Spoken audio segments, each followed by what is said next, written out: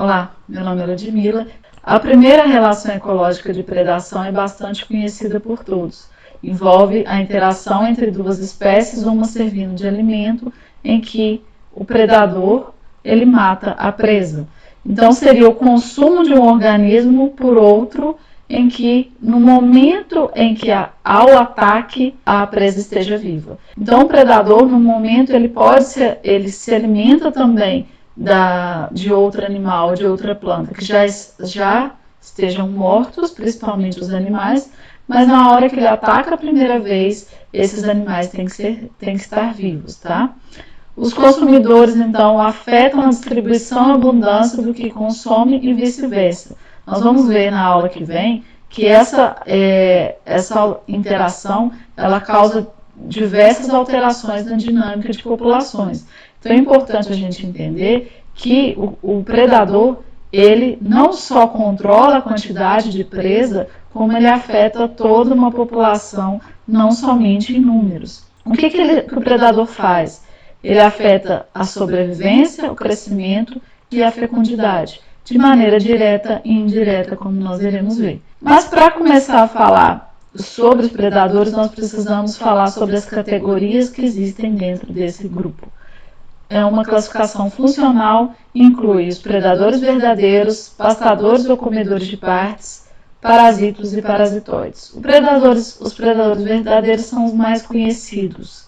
Eles matam quase imediatamente após atacar uma outra espécie e durante seu tempo de vida eles matam muitas presas. Para uma população de grandes felinos ou de um grande predador ser sustentado, a gente precisa de uma grande quantidade de recursos.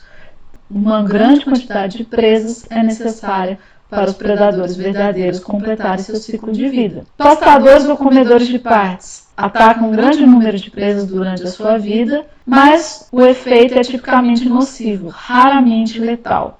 Lembrando que sempre o objetivo do predador não é matar a presa, o objetivo do predador é se alimentar. Só que aí a morte é uma consequência. Para os predadores verdadeiros, há outra alternativa. Agora, para os pastadores ou comedores de parte, o objetivo deles também não é preservar a planta, para depois ter mais alimento mais tarde. Ele não se alimenta já pensando nisso, ele se alimenta para suprir as suas necessidades. Tudo o que acontece posteriormente é consequência da predação. Nós temos também os parasitos, eles também consomem partes de suas presas, são tipicamente nocivos, raramente letais, mas eles atacam um ou muito poucos indivíduos durante a sua vida, eles são específicos. E, novamente, o objetivo deles não é matar a presa, tanto é que muitos parasitas utilizam a presa como hábitat. E aí a gente precisa lembrar que se ela está matando a presa, ela está destruindo o hábitat dela, então não é objetivo, mas acaba ocorrendo. E os parasitoides, onde a maioria dos adultos são de vida livre, mas ovopositam, colocam ovos em outros insetos, sobre outros insetos ou perto de outros insetos, para que essas larvas elas se alimentam desses outros insetos. Então, eles têm algumas estratégias de colocar dentro de outro inseto para que os filhotes se alimentem daquele outro inseto, mas às vezes ele coloca só perto do outro inseto para que esse outro inseto não perceba que será atacado. Ou ele coloca em um local, por exemplo, o berne. Vocês podem observar que o berne geralmente ele ovoposita em locais de difícil acesso do animal, para que o animal não consiga remover aquela larva. Os predadores têm diversas estratégias para reduzir a mortalidade dos seus filhotes. O efeito letal é inevitável no caso dos parasitoides. Por quê? Os filhotes dos parasitoides, as larvas parasitoides, eles se alimentam do outro indivíduo. Às vezes é um processo que demora, mas a morte sempre ocorrerá.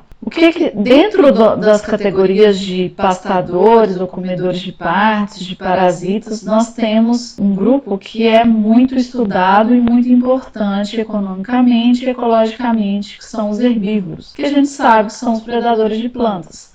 Só que os efeitos desses herbívoros, ele depende de qual herbívoro, qual espécie é, qual a parte da planta que ele está atacando e qual que é a etapa de desenvolvimento da planta no momento do ataque. Depende muito da resposta da planta, depende muito do estado nutricional da planta. Geralmente uma planta que já está doente ela é mais propensa a ser atacada por herbívoros.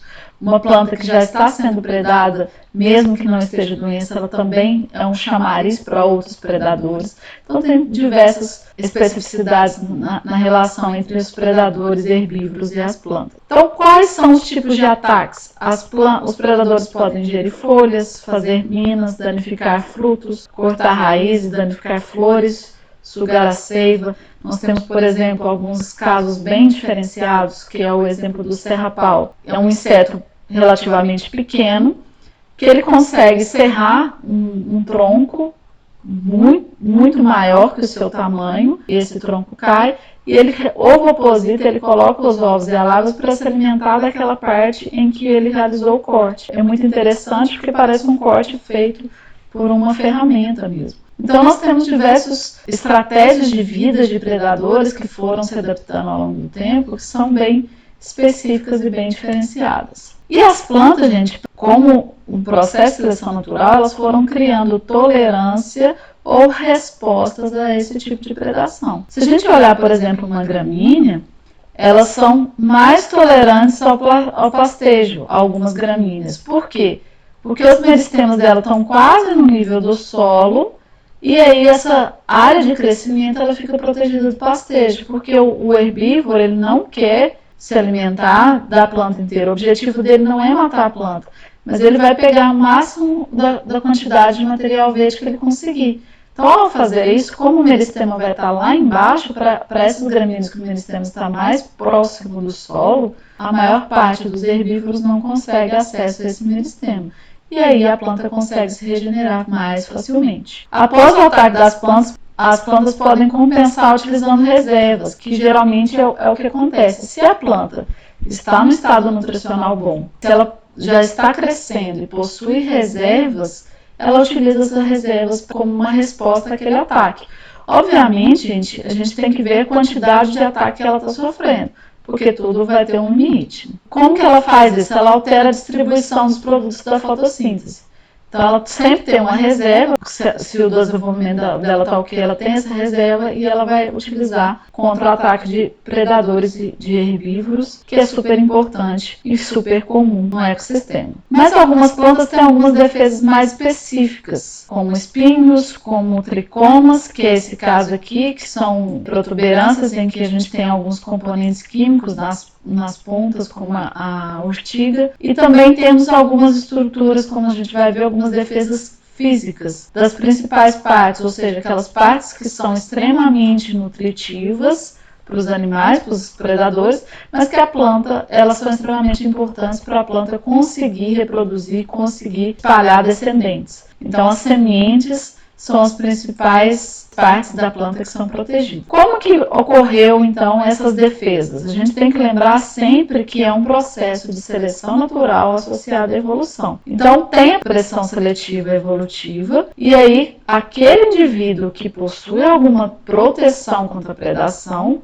se tem um ambiente com um predador daquela planta, aquela planta ela vai sobressair. Lembrando que para espécies é muito caro ter uma proteção contra a predação. Ela precisa pegar grande parte da energia que ela consegue nos seus recursos e levar para gerar esse tipo de proteção. Mas a gente tem uma grande diversidade de defesas químicas e físicas contra a predação, justamente porque a pressão seletiva é grande, a predação é alta. Dentro das plantas, nós temos dois tipos de defesa, que é a constitutiva e induzível. Constitutiva é o quê? A planta já cresce, já germina, já está programada para ter aquele tipo de defesa. Então, ela vai estar sempre presente nas plantas. Mesmo quando ela não precisar, no ambiente que ela não precisar, ela vai ter aquele tipo de defesa. Então, pode ser uma defesa mecânica, ou seja, uma proteção física contra um ataque, ela pode ser uma toxina.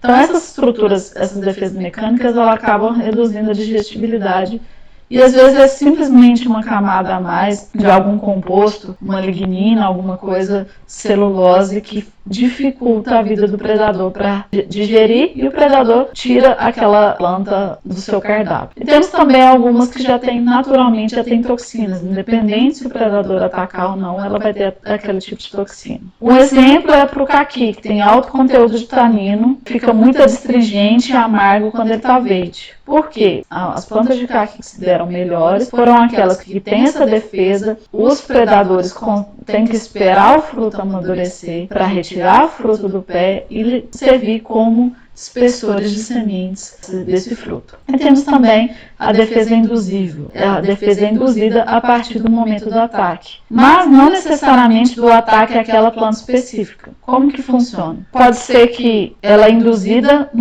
depois do ataque, no local do ataque, produzindo produtos secundários, de metabolismo secundários, e fazendo com que haja defesas morfológicas e fisiológicas, e podem reduzir o ataque tanto dela quanto de uma outra planta vizinha. Isso ocorre porque as plantas há um certo tipo de comunicação entre elas. Ou seja, se uma planta é atacada por um predador, ela emite compostos ou metabólitos secundários. Esses metabólitos secundários chegam às plantas vizinhas da mesma população, e aí essas plantas elas induzem a produção de outras defesas fisiológicas e químicas que acabam reduzindo esse tipo de predação. Mas temos também diversos outros tipos de defesa contra a predação. Nós temos o camuflagem, que é o organismo, ele imita o ambiente, então ele se esconde baseado no ambiente em que ele já está acostumado a viver. Temos o mimetismo, que é o imitar outro organismo. Aqui a gente tem, para vocês terem uma ideia, uma folha, é uma lagarta, ela é bem pequenininha, e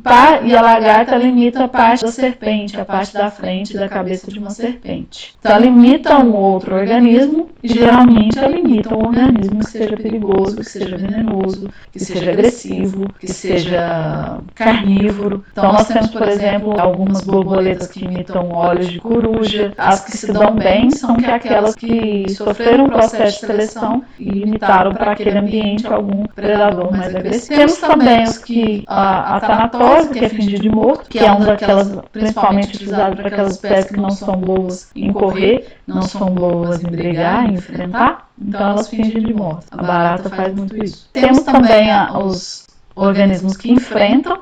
Como que eles enfrentam? Eles podem enfrentar de uma forma mais discreta. Eles têm uma cor muito chamativa, uma estrutura muito chamativa, é um sinal de alerta. Nós temos algumas defesas mecânicas, onde o organismo pode ter placas que dificultem, ou conchas que dificultem o acesso ao alimento pelo predador. Nós temos uma defesa ativa química.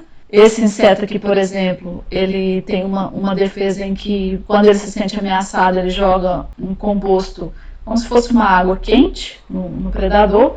Mas nós temos também organismos que misturam fezes com substâncias de glândulas anais para gerar um odor desagradável e assim jogar no predador e o predador se afastar. Filhotes de urubu, a estratégia deles, por exemplo, se um predador vai atacar um ninho de filhote de urubu, ou se você for lá e colocar a mão no ninho, uma estratégia dos filhotes é regurgitarem a carniça que eles ingeriram. Então acaba que fica um cheiro desagradável por semanas no predador. E temos também uma defesa ativa fisiológica, em que alguns organismos, por exemplo, criaram uma estratégia interessante. Dependendo, por exemplo, esse organismo aí, dependendo da posição das asas, ele se parece muito com o predador. Então ele não deixa de ser a presa e aparentemente ele se torna um predador.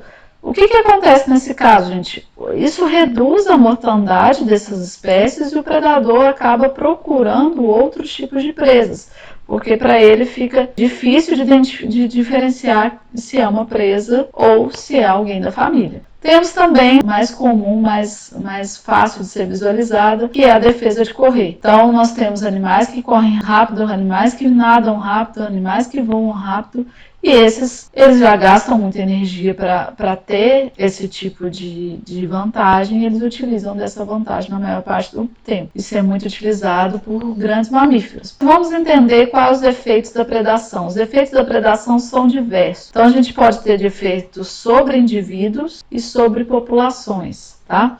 Os efeitos da predação nem sempre eles são claros e nem sempre eles são tão danosos para uma população ou para o indivíduo. Os predadores eles têm preferência sim por determinados organismos, como a gente vai ver. Então eles não predam todos de uma população da mesma forma, todos os indivíduos de diferentes idades, diferentes formas, diferentes sexos da mesma forma. Então se a gente olhar aqui em plantas, o efeito da predação pode variar dependendo da parte predada, da intensidade ou da resistência da planta. Então, se uma planta, geralmente quando ela está germinando, ela está menos resistente ao ataque de predadores, que são, por exemplo, os principais problemas que a gente tem com formigas em diversas plantas. Esse efeito da predação sobre o indivíduo é muito mais grave. Mas se a gente colocar, por exemplo, em uma planta com diversas folhas, então a gente tem a porcentagem de área foliar, os dias após a marcação, que é a marcação dos indivíduos de árvore. Então a gente vai observar, comparar que não foram pastejados, que não foram predados, com as que foram pastejadas ou predadas. A partir do momento em que há o ataque, a gente não percebe uma queda tão brusca. Então, se houver um tempo no início, a planta consegue resistir.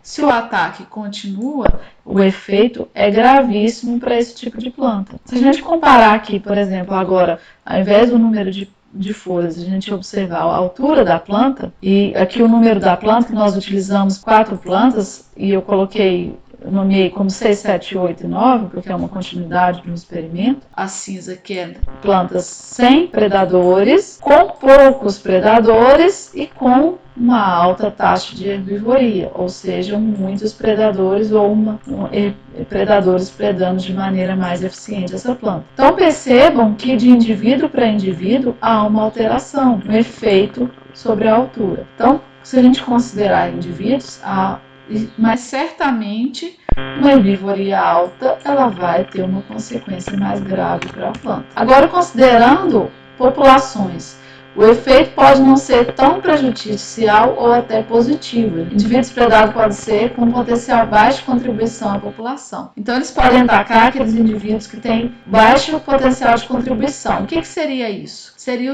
os predadores atacarem, por exemplo, os animais idosos. Então, os animais idosos eles já não fazem tanto uma contribuição para o grupo, para a população. Então, talvez eles não estejam mais reproduzindo. E aí, o efeito do predador remover esse indivíduo é até benéfico. Podem reduzir a competição por recurso limitante, isso também é interessante. Quando temos muitos indivíduos numa população, as espécies começam a competir entre si pelo recurso, que o recurso vai ficando cada vez mais difícil. Se o predador retira um pouquinho, reduz um pouquinho da população, esse efeito é benéfico. Lembrando que uma população ela vai crescendo, ela não está sabendo que o recurso está acabando, ela não se importa se o recurso está acabando, ela vai sentir ficando limitada, tendo maior dificuldade de encontrar o recurso, ficando mais doente, mais cansada, gastando mais energia, e aí a população vai morrendo. Então, se vem um predador e já faz essa retirada de alguns indivíduos, geralmente os mais fracos, os doentes, então acaba que o efeito sobre a população é positivo. Para o indivíduo, geralmente não é. Para alguns indivíduos, a predação é mais grave do que outros. Dificilmente a gente vai ter uma predação que seja benéfica. A não ser em alguns casos específicos, principalmente em plantas, para animais geralmente leva à morte, é de o predador ele fazer uma espécie de remoção de algumas partes da planta que estejam atrapalhando no desenvolvimento dela, como se a gente fosse fazer uma poda de crescimento. Então o predador, se ele faz uma predação, acontece, é o acaso. Se ele faz uma predação mais selecionada, pode ser uma predação positiva. E podem produzir mais descendentes, como eu falei, se o predador reduz a quantidade da população e ataca aqueles que não estão reproduzindo tão bem, a gente pode aumentar depois. A predação pode causar um efeito de aumento da população. Então vamos observar aqui nesse gráfico que a porcentagem de animais de uma população, de categorias, elas são diferenciadas. Aqui nós temos em branco os mortos por guepardos, mortos por cães selvagens, são 2 predadores bem agressivos, e porcentagem na população total. Então observe que essa população ela tem uma maior quantidade de adultos. Se a gente observar comparativamente, os adultos serão mais atacados, tanto por um grupo quanto por outro. Mas se a gente observar aqui, comparar os infantes com o adulto, a gente vai ver que a porcentagem da população de infantes é muito pequena e o ataque é muito alto. Ou seja, os predadores eles têm preferência e geralmente essas preferências não é porque o indivíduo é idoso, é porque o indivíduo, nesse caso aqui, os adultos vão incluir os idosos. Mas infantes são mais inocentes, são menos ágeis e menos espertos. Os adultos, geralmente, eles são mais espertos, até que se tornem idosos, que eles ficam mais lentos. E aqui começa a ter um equilíbrio, porque essas fases aqui, os animais já vão aprendendo a correr, se esconder e se defender de predadores. Então, para a gente falar de predação, a gente também tem que falar, como eu já falei, a coevolução, ou seja, predadores e presas em processo evolutivo conjunto, que a gente chama de corrida evolutiva armamentista. Cada melhora na capacidade do predador em predar uma presa, ela é seguida pela essa presa melhorar a capacidade de evitar essa predação, seja por estratégias ou por estruturas químicas, físicas e fisiológicas. Quando a gente vê algumas estratégias de vida bem específicas para fugir de predador, a gente não consegue contabilizar quanto tempo que aquela presa ela teve que gastar para se proteger daquilo e quais os processos que ela teve que passar. Então são muitos que a gente chama de coevolução ou corrida evolutiva armamentista.